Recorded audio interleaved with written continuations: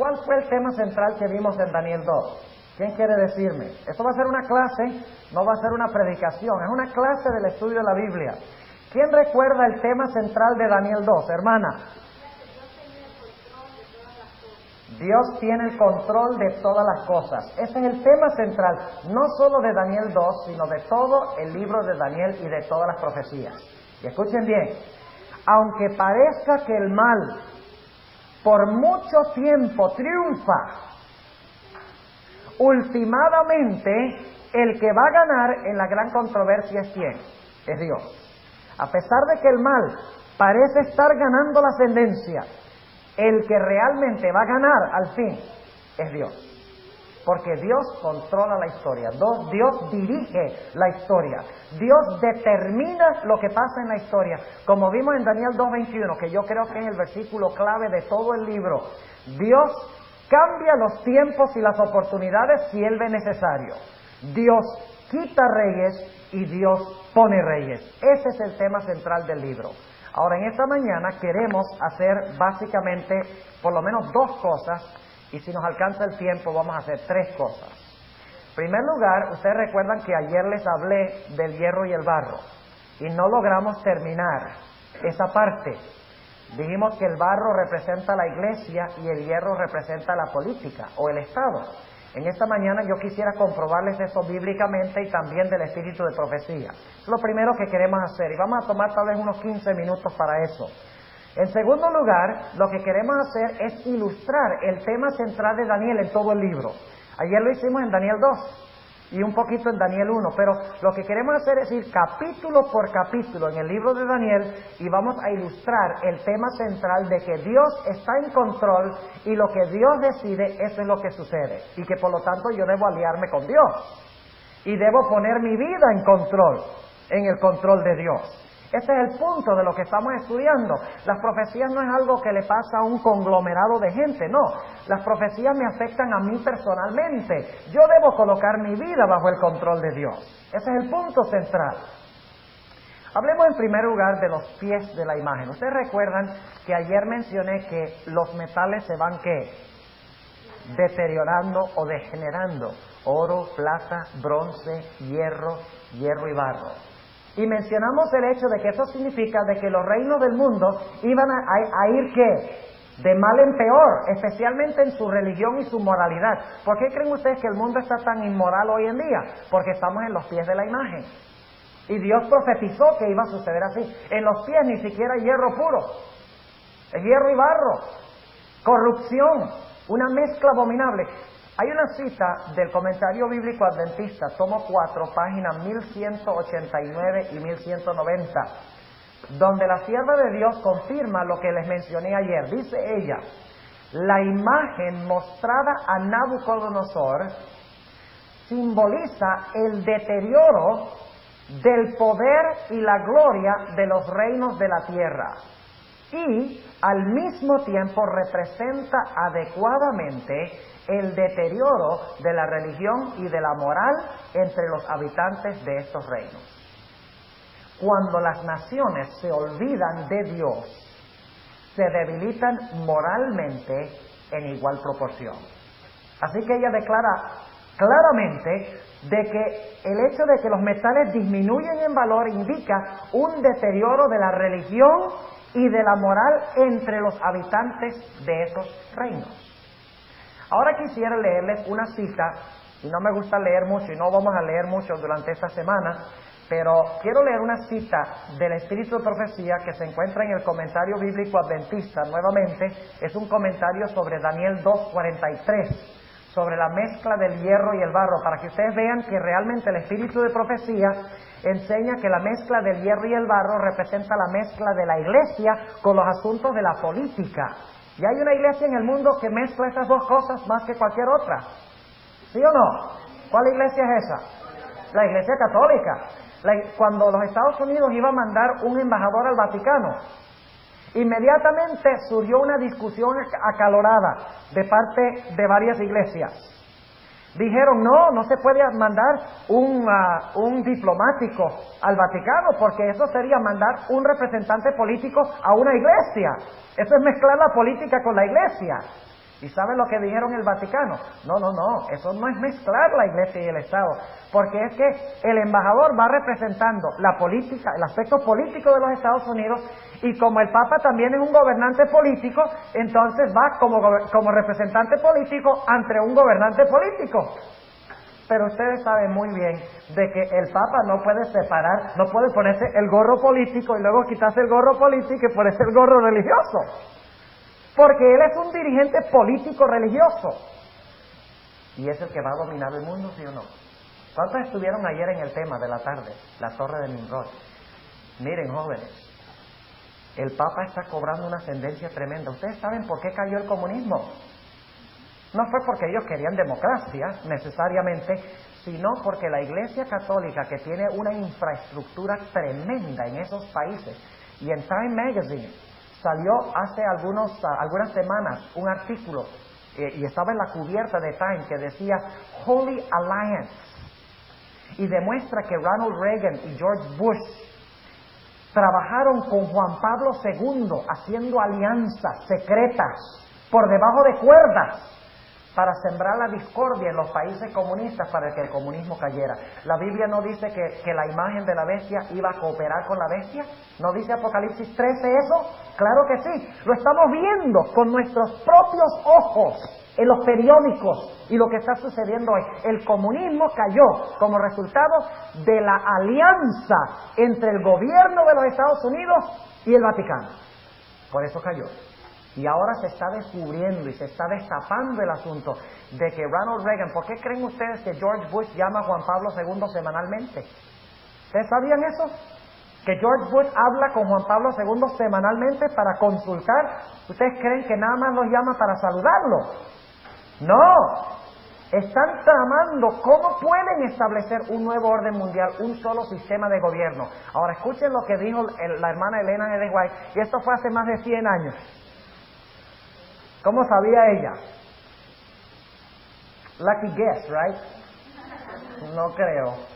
Dice ella, en el comentario bíblico, comentando sobre Daniel 2:43, la mezcla del hierro y el barro, dice: hemos llegado al tiempo cuando la sagrada obra de Dios está representada por los pies de la imagen, en los cuales el hierro estaba mezclado con el barro cenagoso. ¿En qué tiempo estamos viviendo? En el tiempo de los pies, dice ella.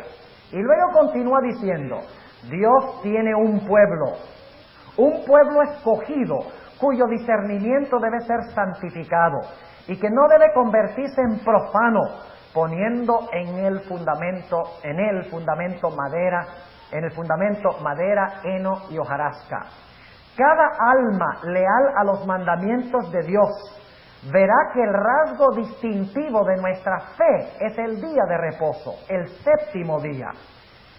Si el gobierno honrara el sábado como Dios lo ha ordenado, tendría el poder de Dios y defendería la fe que una vez fue dada a los santos. Pero los estadistas apoyarán el falso día de reposo. Y ahora escuchen.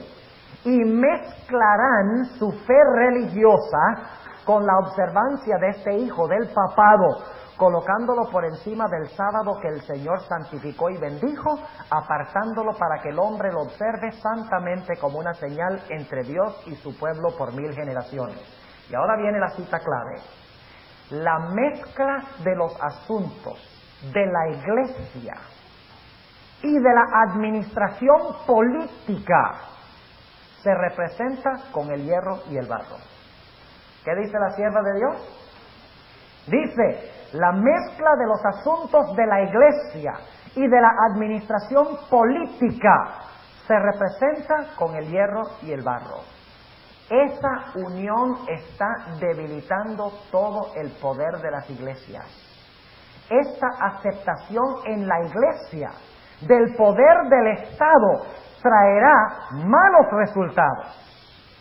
Los hombres casi han traspasado el límite de la tolerancia de Dios. Han utilizado su fuerza política y se han unido con el papado. Fíjense, y eso lo escribió hace 100 años. Antes de que Mussolini diera el famoso edicto de Letrán, donde se le devolvieron las tierras al Papa. Antes de que se sospechara que el papado iba a resucitar a nueva vida, la gente creía que el papado estaba acabado, muerto. Pero la sierva de Dios, con esa percepción divina que Dios le concedió, dice, han utilizado su fuerza política y se han unido con el papado. Pero llegará el tiempo cuando Dios castigará a los que han invalidado su ley y sus malas obras recaerán sobre ellos mismos. Ahora yo debo admitirles algo. Por mucho tiempo yo luché con esta cita de la hermana White. Y tenía preguntas, eran preguntas sinceras. Y todavía tengo preguntas sinceras cuando leo el espíritu de profecía. A veces yo leo algo que dice la hermana White y no se asusten por lo que acabo de decir. Yo creo en la inspiración del espíritu de profecía. No hay nada malo, sin embargo, con hacer preguntas de por qué la hermana White dijo lo que dijo. Y todavía tengo preguntas a veces. Y una de las preguntas que tenía era, ¿de dónde saca la hermana White de la Biblia la idea de que el hierro y el barro representan la iglesia y el Estado? ¿Será que Dios le dio eso como una revelación divina? ¿No está en la Biblia? ¿Se la dio como una revelación divina? ¿O será que eso también se encuentra explicado claramente en la Sagrada Escritura? Bueno, yo debo admitirles que siempre que he tenido preguntas en cuanto a dónde la hermana White saca lo que ella escribe, si está en la Biblia o no, cada vez cuando lo estudio descubro que lo que ella dice ya estaba en la Biblia. Así que en este caso yo dije, bueno, ¿cómo puedo hacer para descubrir la base bíblica de lo que dice la hermana White? ¿Y saben lo que hice? Le voy a compartir un secreto de cómo estudio la Biblia. Ustedes no siempre van a tener un pastor que les instruya. Por eso es mejor que vayan aprendiendo cómo estudiar por ustedes mismos y que estudien por ustedes mismos. Les voy a compartir un secreto de estudio tremendo. Deben conseguirse una concordancia bíblica.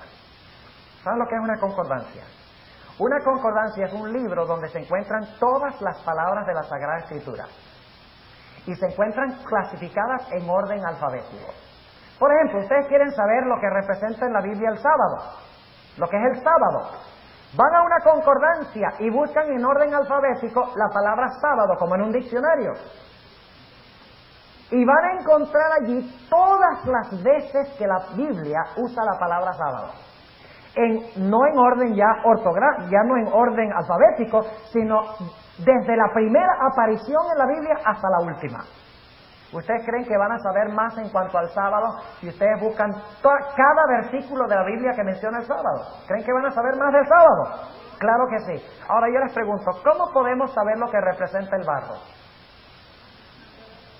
A base de lo que acabo de decir. ¿Cómo podemos saber qué es el barro? Buscar la palabra, ¿dónde? En la concordancia. Y luego de la concordancia vamos a la Biblia y buscamos cada referencia a la palabra barro. Facilito. Estudiar la Biblia no es difícil. Si tienen una concordancia y comparan un versículo con otro versículo, y eso lo vamos a hacer esta semana, vez tras vez, jóvenes. Y quiero animarles, los que no trajeron Biblia, traigan su Biblia, porque el estudio va a tener mucho más significado si traen su Biblia. Porque Dios no quiere que ustedes acepten lo que yo digo. Dios quiere que ustedes acepten lo que ustedes mismos ven en la Sagrada Escritura. Tienen que estudiar por ustedes mismos. Traigan la Biblia, subrayenlas. Tengo algunos materiales aquí que van a poder recoger a la salida. Y espero que vuelvan a traerlos a cada reunión porque el número es limitado. Pero estudien su Biblia por ustedes mismos. No dependan del pastor. No estoy diciendo que no deben escuchar al pastor.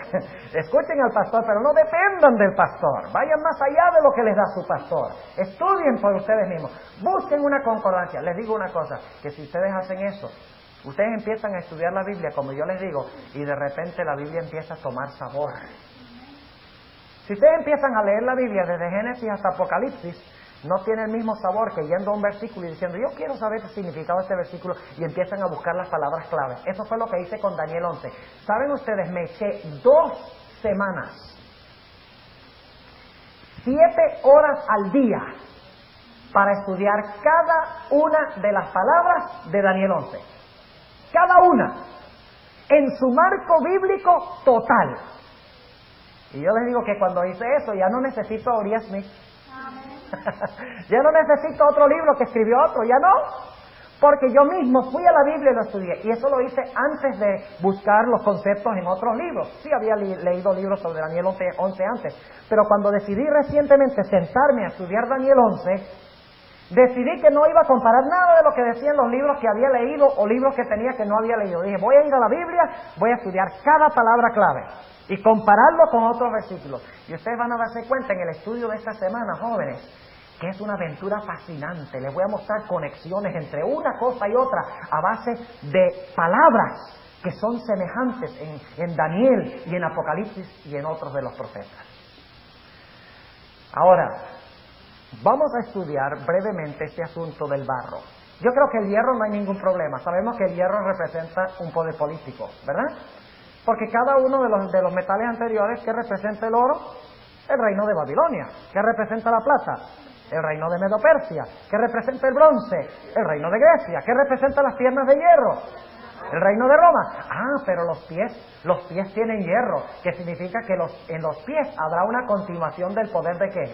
Ajá, escuchen bien. En los pies habrá una continuación del poder de Roma. ¿Cuál será el último poder que dominará el mundo según la Biblia? ¿Roma qué? Papal. Ahora escuchen bien, por eso es que en los pies no solamente hay hierro. El hierro se usa en los pies para indicar de que el poder que va a seguir dominando el mundo es Roma. Hasta los últimos días. Pero se quiere indicar de que ese reino es distinto que los anteriores. Porque no es un reino solo político, no es solo un metal, sino que es un reino que es una mezcla de político con otra cosa. ¿Cuántos entienden lo que estamos diciendo? Ahora, yo sé que ustedes han oído de que la mezcla de hierro y el barro significa que las naciones de Europa no se iban a unir, y yo no voy a disputar eso. Sí tiene una aplicación a eso, pero hay algo mucho más profundo ahí en los pies de la imagen que meramente el hecho de que no se iban a unir los reinos de Europa, los 10 reinos de Europa. Hoy en día se están uniendo, ¿y qué tal si se unen políticamente? ¡Ay! Entonces la profecía estaba equivocada porque dijo que no se iba a unir. No, los que estábamos equivocados éramos nosotros. Porque lo que la Biblia dice que no se unirán, significa que no se unirán ante la perspectiva de ¿quién? De Dios. ¿Recuerdan lo que mencionamos ayer? ¿Va a haber unión de los reyes de la tierra según Apocalipsis 17 bajo el liderazgo del papado, sí o no? ¿Se van a unir todos los reinos del mundo con el papado? Claro que sí. Ah, entonces está equivocado Daniel 2. No. Lo que pasa es que en Daniel 2 enfatiza de que ante la vista de Dios no se van a unir, aunque ante la vista de ellos sí se van a unir. Humanamente, aparentemente se unieron, pero como unen dos cosas que Dios no ha unido, entonces es una unión que ilegítima. Y Apocalipsis explica la mezcla entre la política y la religión y lo llama fornicación. Es lo mismo que el hierro y el barro. Fornicación. Porque la iglesia, la mujer de Cristo, debe estar casada con Cristo. Él es el esposo de la iglesia. Pero cuando la iglesia, en vez de lograr que Cristo convierta las almas a través de la palabra, que es un reflejo de Cristo, y empieza a usar el gobierno para lograr sus propósitos, ya la iglesia adulteró. Ya la iglesia se mezcló con la política y abandonó a su esposo Cristo Jesús. Es como Israel cuando se mezclaba con las naciones paganas. ¿Entienden lo que estamos diciendo? Ahora vamos a Daniel 2 nuevamente. Vamos a Daniel el capítulo 2 y vamos a estudiar este asunto del hierro y el barro. El versículo clave es el versículo 41. Y lo que viste de los pies y los dedos, en parte de barro cocido de alfarero y en parte de hierro, el reino será dividido. Mas habrá en él algo de la fortaleza del hierro que representa el poder político, según que viste el hierro mezclado con el tiesto de barro. Ahora paremos allí un momentico. ¿Qué clase de barro es este barro? Es barro cocido, sí, pero hay una palabrita clave que se usa una sola vez en Daniel 2. Y lo acabamos de leer en el versículo 41. Léanlo otra vez. Vamos a leer con cuidado la Biblia. Esta es una clase. Alfarero. Esa es la palabra clave. ¿Qué clase de barro es? No es esta clase de barro donde ustedes salen afuera y llovió y se embarraron los pies. No es esta clase de barro. Es una clase de barro que se usa para hacer ¿qué cosa? Vasijas. Barro de alfarero. ¿Para qué usa el alfarero el barro? Para formar vasijas, ¿verdad? Ahora, eso es un detalle importante y es otro principio. ¿Cómo debemos leer la Biblia? Con cuidado, estudiando cada palabra. ¿Ven? Yo estoy dispuesto de apostarles. No, mejor no apuesto porque de pronto pierdo. Pero yo estoy dispuesto de creer en mi mente de que el concepto que ustedes tienen de Daniel 2 es el que ustedes han escuchado tradicionalmente en conferencias. ¿Cuántos aquí han tomado el tiempo de sentarse y realmente estudiar cada palabra de Daniel 2? Especialmente, ¿cuántos habían notado la clase de barro que se usaba en Daniel 2? ¿Ve? Es muy importante notar el significado de palabras y no ir por lo que siempre se ha dicho. Nuestra interpretación de Daniel 2 es correcta, la que siempre se ha dado, pero hay más de lo que hemos visto, porque no estudiamos las palabras individuales. Ahora, es hierro, es barro de alfarero. Esa palabra hay que buscarla en la concordancia también, la palabra alfarero, porque el alfarero usa el barro para formar ¿qué? Muñecos y vasijas, etc. Ahora, vamos a buscar Génesis 2:7. Y vamos a ver la primera vez que el alfarero usó el barro. Hay que ir a la primera vez que el alfarero usó el barro. Génesis 2:7. Dice, formó pues. ¿Qué dice? Esta es otra palabra que hay que buscar en la concordancia. Formó. Cuando hablamos del barro, de alfarero, y Dios lo formó, hay que buscar la palabra formó también.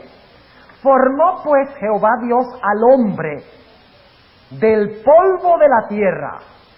Ahora paremos allí. ¿Cuántos de ustedes han tratado de hacer un muñeco de polvo? Supongamos que ustedes toman una bolsa de polvo y tratan de formar a un muñeco. ¿Pueden hacerlo? ¿Por qué? Porque el polvo no se queda pegado. En Génesis 2:7, el polvo que Dios tomó, en realidad lo convirtió en lodo. ¿Ustedes recuerdan una vez Jesús cómo recreó los ojos de un ciego en Juan 9? Dice que tomó polvo, escupió y formó ¿qué? Barro. Y lo untó en sus ojos y ¿qué cosa? Y se le sanó la vista. Le recreó la vista.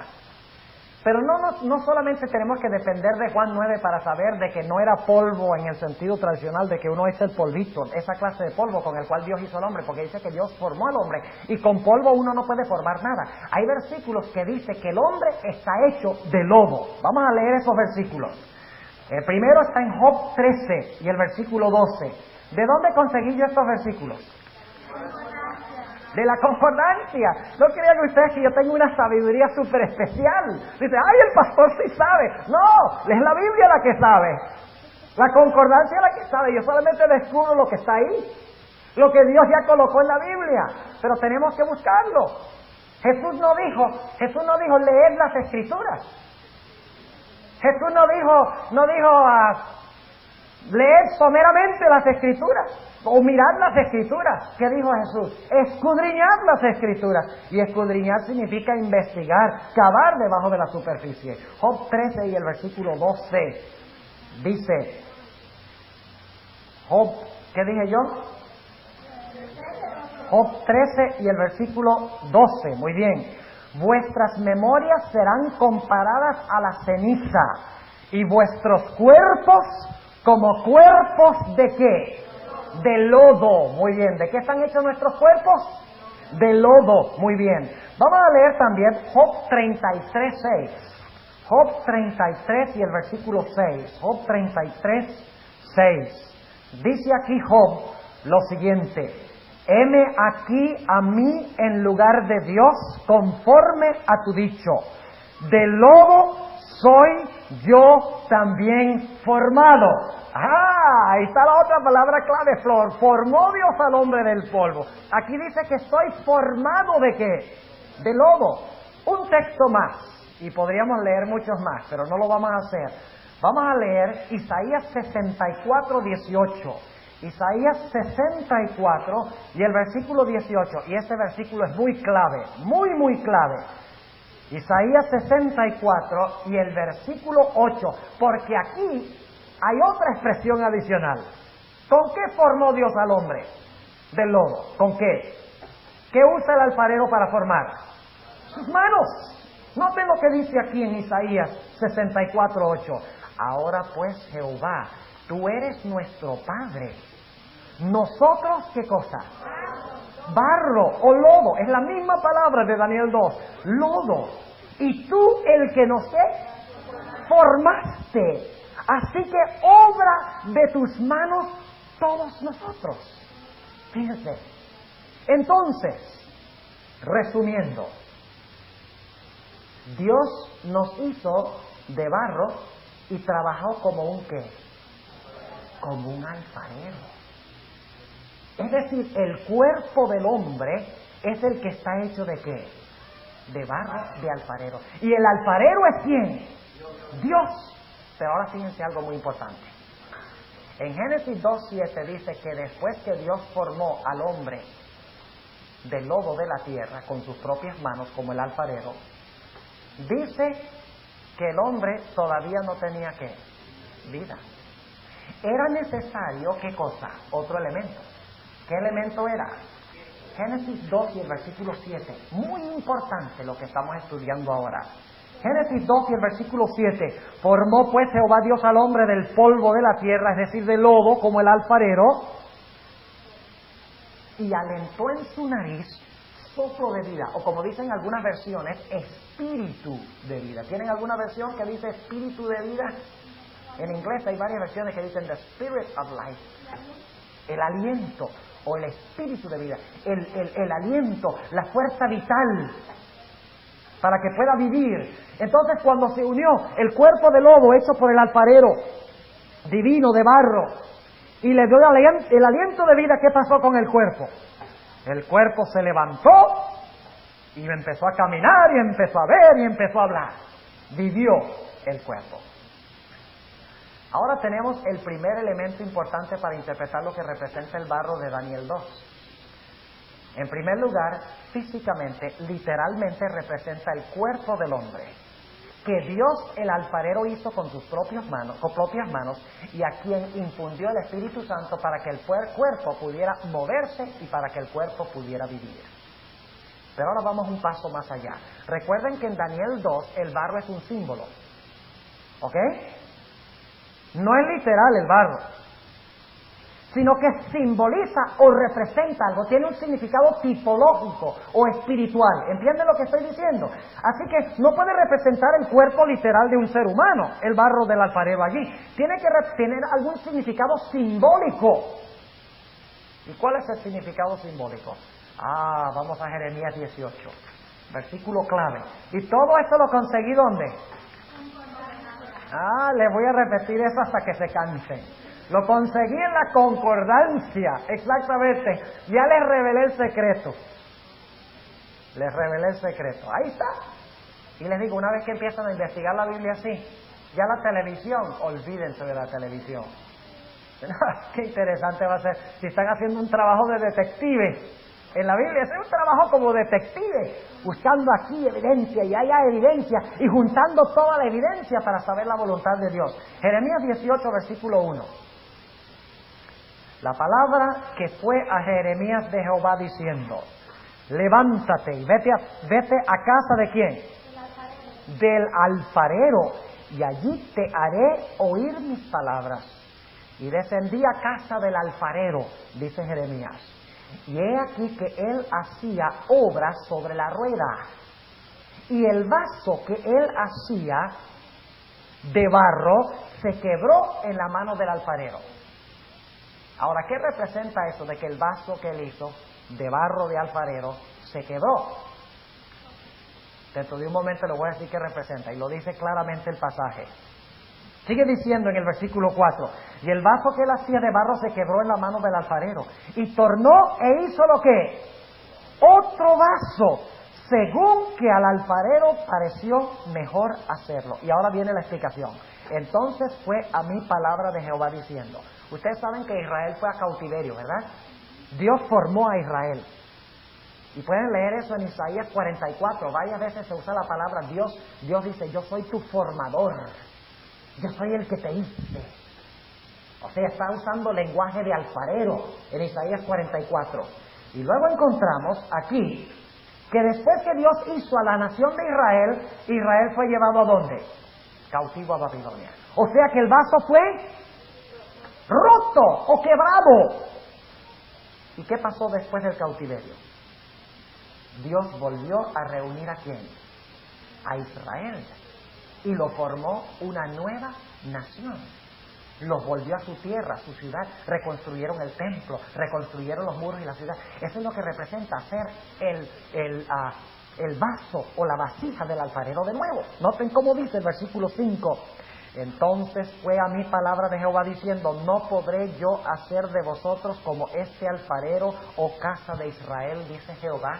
O sea que lo que hacía el alfarero representaba ¿qué cosa? La nación de Israel, según dice aquí. No puedo hacer yo como hizo el alfarero con la vasija de barro que formó, que se rompió y lo volvió a formar. No puedo yo hacer lo mismo con ustedes. Está comparando a Israel con el barro, el pueblo escogido de Dios con el barro. Y luego dice, he aquí que como el barro en la mano del alfarero, así sois vosotros en mi mano, oh casa de Israel. Es decir, que el barro del alfarero aquí representa a la nación ¿de qué? De Israel, la iglesia escogida de Dios en el Antiguo Testamento. ¿Entienden lo que estamos diciendo? Ahora, hay un pasaje que hay que vincular con este. Y es el famoso pasaje de los huesos secos de Ezequiel 37. ¿Conocen ese pasaje? Ezequiel ve este valle, y el valle está lleno ¿de qué? De huesos secos. ¿Qué representan esos huesos secos? El cautiverio de Israel en Babilonia. Y lo vamos a leer dentro de un momento. Representan la casa de Israel. Lo mismo que el quebrar escuchen bien, lo mismo que el quebrar del vaso del alfarero aquí, son los huesos secos en el valle. Fueron llevados cautivos, desterrados. Prácticamente murieron como nación allá en Babilonia. Pero luego, ¿qué le dijo Dios a Ezequiel? Le dijo a Ezequiel, profetiza. Y Ezequiel profetizó, ¿y qué pasó con esos huesos secos? Con ese cuerpo seco que estaba allí tirado en el valle. Dice que se vincularon todos los huesos. Y sobre los huesos llegó a haber ¿qué? Carne. Y sobre la carne nervios. Y sobre los nervios piel. Y Dios formó ¿qué cosa? Nuevamente el cuerpo. Pero después de formar el cuerpo estaba sin vida. ¿Ven la comparación con Génesis 2.7? Solo que en Génesis 2.7 es con nosotros físicamente, pero en Ezequiel 37 ya lo que hizo Dios con un individuo lo hace con una nación, que es su iglesia escogida. ¿Entienden lo que estamos diciendo? O sea que la creación física de Adán, la creación de su cuerpo, por las manos de Dios como el alfarero, a quien le infundió el espíritu de vida, es lo mismo que decir la nación de Israel, que es el cuerpo de Cristo en el Antiguo Testamento, la iglesia de Cristo, que Dios después del cautiverio la vuelve a crear, la vuelve a reunir, vuelve a formar el cuerpo, y después de formar a su pueblo Israel, ¿qué le derrama? Su espíritu. ¿Acaso no dice en Jeremías, vienen los días después de estos cuando derramaré mi espíritu sobre toda carne? Y eso fue después del cautiverio. Ahora fíjense, entonces, literalmente Dios, el alfarero, tomó barro literal y formó con sus propias manos literalmente el cuerpo literal del hombre, le dio el aliento literal para que pudiera respirar. Pero recuerden que en Daniel 2 estamos hablando de símbolos, no de lo literal.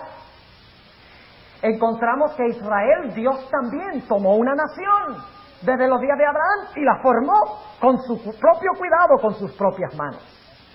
Después de formar a Israel como barro, ¿verdad? ¿Recuerdan Jeremías 18 y el versículo 6? Después que Dios tomó barro simbólico y formó a su cuerpo en el Antiguo Testamento, su cuerpo espiritual en el Antiguo Testamento, Israel, ¿qué hizo Dios? Le infundió ya no aliento literal, sino que le infundió ¿qué cosa? El Espíritu de vida, el Espíritu Santo. Y por lo tanto ahora el cuerpo ¿qué? Se movió. Ahora vamos brevemente al Nuevo Testamento. ¿Qué es el cuerpo de Cristo en el Nuevo Testamento? Ustedes saben, hay varios textos en el Nuevo Testamento que dicen que el cuerpo de Cristo es ¿qué? La iglesia. ¿Y quién formó la iglesia? ¿Quién fue el que formó la iglesia con sus propias manos? Jesús dijo, he aquí, tú eres Pedro, pero sobre esta piedra edificaré ¿qué? Mi iglesia, dice Jesús. ¿Quién escogió a los 12, que son los fundamentos de la iglesia? ¿Quién derramó el Espíritu Santo que convirtió a miles para unirse a la iglesia? Jesús. Con sus propias manos Jesús formó a la iglesia, como formó a Israel. De barro espiritual, ya no literal. Ahora, antes del día del Pentecostés, ¿cómo estaba el cuerpo de Cristo? Antes de que estuvieran unánimes. Pedro era un brazo allá, Juan era una cabeza tirada allá, Andrés era un hígado tirado ahí. Cada uno por su ¿qué? Por su lado. Pero 10 días antes del Pentecostés estaban todos unánimes juntos. ¿Qué hizo Cristo? Juntó su cuerpo y lo formó con sus propias manos. Pero aún después de estar unánimes juntos, ¿qué faltaba? El Espíritu de vida. ¿Y cuándo vino el Espíritu de vida sobre la iglesia? En el día del Pentecostés. Y entonces Cristo tenía un cuerpo que vivo. Entonces, ¿qué representa el barro? Simbólicamente, ¿qué representa el barro? El cuerpo de Cristo, como se usó barro para hacer el cuerpo literal. Entonces, bíblicamente, no solo con el espíritu de profecía, sino bíblicamente, el barro representa a la iglesia y el hierro representa el poder político de Roma. Es decir, que en Daniel 2 tenemos claramente revelado que el último poder que gobernará sobre el mundo será un poder romano. Y será no solo un poder político, sino que será un poder ¿qué? Religioso. ¿Les quedó claro? ¿A cuánto les quedó claro? A ver. ¿Hay algunos que no les quedó claro? Levanten la mano, porque si no quedó claro tenemos que repasar. Quiero que todos entiendan lo que estamos diciendo. Ahora, vamos rápidamente, para concluir en esta mañana, a trazar el tema del control de Dios en el libro de Daniel, el tema central de Daniel. Y yo les digo que esto me consuela mucho a mí, este tema central de Daniel. Y me consuela por la sencilla razón de que a veces yo veo el mal y cómo progresa el mal y cómo las cosas han empeorado terriblemente, y pienso yo y digo, oye, ¿cómo va a terminar este mundo? Pareciera que Satanás estuviera en control, pero yo al leer el libro de Daniel me doy cuenta de que Satanás no está en control de la historia del mundo. Es Dios el que está en control. Vamos a mirar rápidamente Daniel, el capítulo 1 y el versículo 1 y 2. Y lo leímos ayer y vamos a avanzar rapidito aquí. ¿Cuánto tiempo nos queda, pastor? ¿5 minutos? Ok, 5 minutos. Vamos a usar los 5 minutos lo mejor que podamos. Daniel 1, 1 y 2. El libro comienza expresando el tema central. Dice, en el año 3 del reinado de Joacim, rey de Judá, vino Nabucodonosor, rey de Babilonia, a Jerusalén y cercóla. Y uno diría, bueno, facilito que Nabucodonosor le ganara a Jerusalén, porque él era más poderoso que los que estaban adentro. Ni se lo crean, porque una vez vino Senaquerib con todos sus ejércitos, según dice la Sagrada Escritura, 185,000 soldados, y los que estaban adentro estaban temblando, porque los que estaban afuera eran más fuertes, y el ángel de Jehová bajó, y 185,000 muertos la siguiente mañana. Entonces, no crean ustedes que porque Nabucodonosor era más poderoso, piece of cake, le ganó fácilmente a Jerusalén. No, eso no es. No crean ustedes que los Estados Unidos ganó la guerra del Golfo Pérsico con las otras naciones porque tenían más armas. No. Recuerden que Saddam Hussein invocó a Alá. ¿Pero qué pasó con Alá? Eso demuestra que el Dios de los Estados Unidos es más poderoso que el Dios de Irak, ¿verdad? No necesariamente, sino que lo que sucedió, había algo en el plan de Dios. Hermanos y hermanas, tenemos que sentarnos a meditar lo que está pasando en la historia y tratar de entrelazar todo e interpretar lo que está pasando. ¿Por qué el Golfo Pérsico? ¿Cuál fue el propósito? ¿Por qué ganó este lado y no el otro lado? ¿Qué repercusiones a largo plazo vienen como resultado? Tenemos que sentarnos y meditar sobre la historia. Estamos involucrados tanto en el ajetreo y en el apuro de la vida que no nos sentamos sencillamente a pensar por qué está pasando lo que está pasando y cómo se entrelaza un evento con el otro. Tenemos que sentarnos y tomar tiempo para meditar y pensar. Estamos tan apurados de hacer todo que a veces no hacemos eso. Versículo 2. Y el Señor entregó en sus manos a Joacim, rey de Judá. ¿Por qué fue que Nabucodonosor derrotó a Jerusalén? Porque Dios entregó en sus manos a Joacim. Ahora vamos rápidamente al capítulo, y podríamos decir mucho. Podríamos hablar 40 minutos del capítulo 1 y el control de Dios. Pero no tenemos tiempo de hacerlo, solo podemos dar pequeñas indicaciones. En Daniel 2, ¿sabía Dios lo que Nabucodonosor estaba pensando cuando se acostó? ¿Sí? Y por lo tanto, ¿qué le dio? Dios, tú estás pensando en el futuro, aquí tienes un sueño. Y le da el sueño. Y luego Dios hace que cuando se despierte se le olvide el sueño. Con el propósito de que vengan los magos para que los pueda desenmascarar. Y Satanás piensa que trayendo los magos y no pudiendo interpretar el sueño, que entonces a Daniel lo van a matar con los magos. Y lo que sucede es lo contrario, porque cuando viene Daniel, en vez de matarlo con los magos, es traído a la prominencia en el reino. Fíjense cómo Dios está obrando en la historia. Satanás juega y Dios contrajuega. El juego de chess de ayer, ¿verdad? Satanás juega y Dios dice, me toca a mí. Y luego Satanás, bueno, me toca a mí. Y Dios, me toca a mí. Pero el que gana finalmente es Dios, aunque aparentemente a veces parece que el diablo está ganando. Pero el mensaje de Daniel es que aunque el mal parezca triunfar, el mal no triunfará, triunfará el bien. Y por eso, jóvenes, ustedes deben aliarse con Dios. Y deben pararse firmemente por Dios, como Daniel. Cuando Daniel tuvo la prueba con respecto al apetito. ¿Cuántos toman Coca-Cola? No levanten la mano. Pero eso, pastor, eso es insignificante, eso no tiene importancia, nada más tiene un poquito de cafeína. Poquitico. El vestido está un poquito corto. Yo solamente practico un poquito de pecado, pastor, un poquito, no mucho.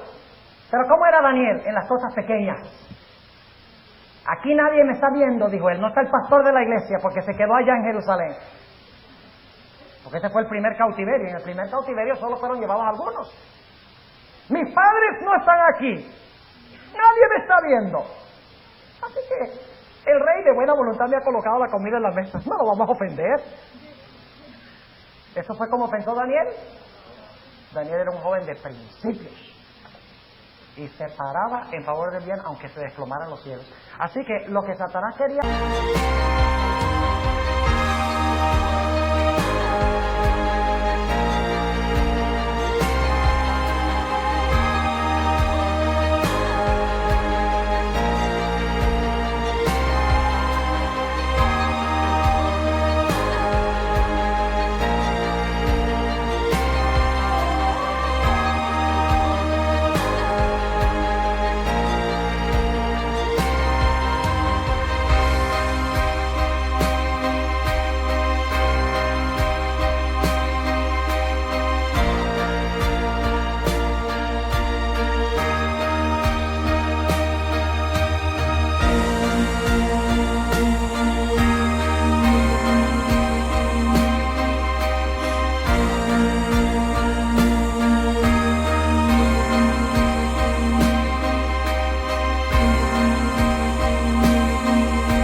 Para destruir a Daniel, trae a Daniel a la prominencia en el reino. Y por primera vez Nabucodonosor se da cuenta que tiene un joven extraordinario en el reino. Y 3 amigos, porque Daniel fue y le dijo a los amigos, por favor oren conmigo. Y indudablemente Daniel le dijo, tengo 3 compañeros que también oraron.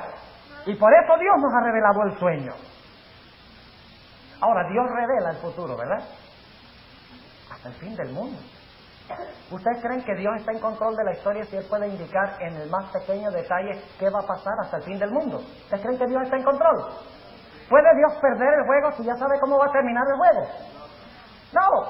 Es como ustedes saber las jugadas de otro en un partido de ajedrez.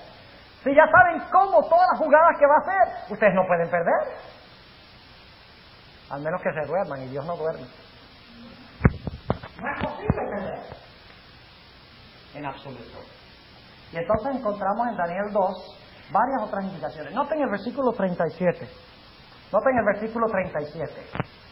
Y hoy nada más vamos a poder llegar hasta el capítulo 3, el tema central. Pero esta noche vamos rápidamente a cubrir el resto. Dice en el capítulo 2 y el versículo 37 lo siguiente. Escuchen bien. Tú, oh rey, eres un rey de reyes. Yo sé que dice rey de reyes, pero no hay un artículo definido. Tú eres un rey de reyes. ¿Y por qué es un rey de reyes? Porque tenía más inteligencia, más poder. Era más grande. No, dice aquí, tú, oh rey, eres un rey de reyes porque el Dios del cielo te ha dado reino, potencia y fortaleza y majestad. Versículo 38. Y todo lo que habitan hijos de hombres, bestias del campo y aves del cielo, Él ha entregado en tu mano y te ha hecho enseñorear sobre todo ello. Tú eres aquella cabeza de oro. ¿Ustedes creen que a Nabucodonosor le gustó mucho eso? De que él era nada más la cabecita de oro. Pensaba, Babilonia, ¿qué dice? Yo estoy sentada reina y no veré viudez. Yo y nadie más. Si leen Isaías 47 dice Babilonia. Yo y no más. Yo soy. Inclusive dice Babilonia. ¿Y quién es el yo soy? Dios. Y por lo tanto, cuando Daniel le dijo a Nabucodonosor que iban a levantarse otros reinos, después él dijo, no, esto no funciona así. Esto no va a funcionar. Yo voy a interrumpir el plan de Dios en la historia y le voy a demostrar que el que está en control de la historia soy yo. Voy a cambiar la historia. Pero ¿quién es el único que cambia los tiempos y las razones? Dios. Así que Nabucodonosor levanta una estatua toda de oro. No es coincidencia. Todita de oro. ¿Qué está diciendo? No, mi reino no será solo la cabeza. Mi reino será un imperio mundial que cubra toda la historia. Y no va a haber otro reino, sino el mío. Y hay del que se atreva a cuestionar mi perspectiva de la historia. Lo que hay en Daniel 13 es mucho más jóvenes que meramente que no quisieron adorar la imagen, no. Lo que los jóvenes rehusaron hacer fue no adorar la imagen, pero también estaban rehusando reconocer la perspectiva que tenía Nabucodonosor de la historia. Estaban rehusando reconocer el control que él tenía sobre los eventos históricos. Estaban diciendo, Dios controla la historia, no tú. Tú eres la cabeza de oro y al levantar esta imagen toda de oro, tú estás tratando de decir que tú controlas la historia. No, el que controla la historia es Dios. Y por lo tanto, lo único que está entre Nabucodonosor. Vamos a tomar un momentico para ver si ponemos bien esto aquí. Lo único que está entre Nabucodonosor y dominio absoluto sobre la historia son tres jóvenes. Fíjense, hay un remanente que pone en tela de juicio la idea del nuevo orden mundial de Nabucodonosor. Y dicen, no señor, el reino pertenece a Dios y no a ti. Y Nabucodonosor le dice a los tres jóvenes, si ustedes creen eso, yo les voy a demostrar a ustedes quién es el que controla la historia. Yo les voy a demostrar que ustedes no pueden pararse en contra de mi perspectiva de la historia. Y por lo tanto son echados ¿dónde? En un horno de fuego. ¿Ahí jugó quién? En el juego. Ahí estaba jugando Satanás. Y los que estaban presentes cuando vieron a estos tres jóvenes testarudos, cuando tomaron los verdugos para echarlos al horno, estaban pensando que Nabucodonosor ganó. Se deshizo del último remanente que pone en tela de juicio su perspectiva de la historia. Y ahora va a ser el gobernante absoluto y completo.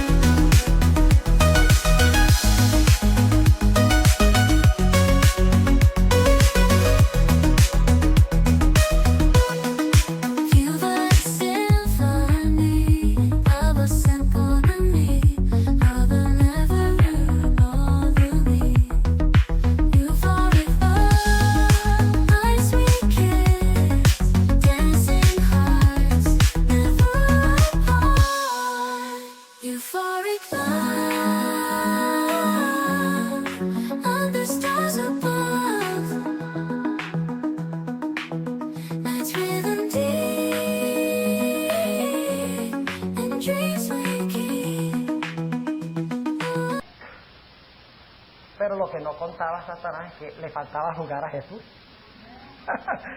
Es confortante esta idea del control de Dios. No tenemos que temer nada del futuro. Al menos que nos olvidemos cómo Dios ha dirigido en el pasado, en las historias del pasado. Tenemos un Dios que interviene. Y dice la Sagrada Escritura que Nabucodonosor, ahora el gran rey, mira dentro del horno y en vez de ver a 3, ve a 4. Y dice que el cuarto era semejante al Hijo de Dios. Y era el Hijo de Dios, según el Espíritu de profecía. El ángel de Jehová, porque el versículo 28 dice que Dios mandó su ángel. Era el ángel de Jehová, Cristo mismo, que entró al horno de fuego. Y Nabucodonosor ahora se espanta y los manda a salir. Y dice la Sagrada Escritura que lo único que se había quemado eran las sogas. No se había quemado ni un cabello, sí dice, ni un cabello. Es que tan completo los protegió Dios que ni siquiera la ropa les olía a humo. Dice allí. Cuando Dios interviene, interviene bien, jóvenes y señoritas. Y por lo tanto encontramos que el que realmente controla la historia en Daniel 3 es ¿quién? No es el más poderoso monarca del mundo, sino es ¿quién? Dios. Y los gobernantes de este país necesitan aprender esa lección. Porque ellos están tratando de establecer un reino secular en este mundo, un nuevo orden mundial sin Dios. ¿Y creen que van a tener éxito? Pues no van a tener éxito, van a fracasar. Porque Daniel 2 dice claramente que cuando ellos traten de unir el hierro y el barro, la religión y la política, con el fin de establecer un reino que cubra todo el mundo, un reino de paz y prosperidad, en ese momento vendrá la piedra del cielo y establecerá el verdadero reino que jamás será corrompido. Ahora, en esta noche vamos a estudiar el resto del libro de Daniel, el tema central, y lo vamos a encontrar vez tras vez, el mismo tema de que Satanás juega y Dios contrajuega. Y luego Satanás juega y Dios contrajuega, a través de todo el libro. Y finalmente, en Daniel el capítulo 11, Dios hace la última jugada, en Daniel 12.1. Y le pone a Satanás, checkmate, en Daniel 12.1. Cuando terminemos de estudiar Daniel 11, lo vamos a ver, cuando se levanta Miguel, aquel príncipe que está por los hijos de tu pueblo. Y en aquel tiempo tu pueblo será libertado, todos los que se hallaren escritos en el libro. Esa es la culminación del libro de Daniel.